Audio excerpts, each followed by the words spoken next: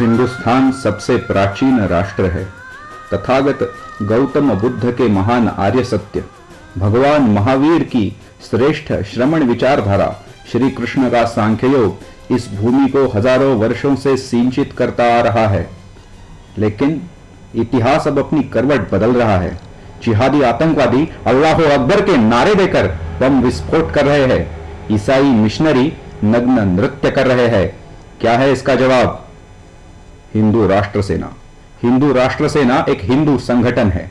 जाति भेद को तोड़कर, वर्ण व्यवस्था कुचलकर, भाषा भेद, प्रांत भेद, वंश भेद, पंथ भेद ठुकराकर मात्र हिंदू संगठन की गर्जना है हिंदू राष्ट्र सेना। Hindu Rashtra Sena is an organization, it is a fascist organization. हां, हिंदू राष्ट्र सेना एक फैसिस्ट संगठन है। मूर्ख मुसोलिनी ने फैसिस्ट शब्द का दुरुपयोग किया। फैसिज्म का असली अर्थ है बंधुभाव। हिंदुओं में बंधुभाव जागृत करने वाली हिंदू राष्ट्र सेना अमर रहेगी।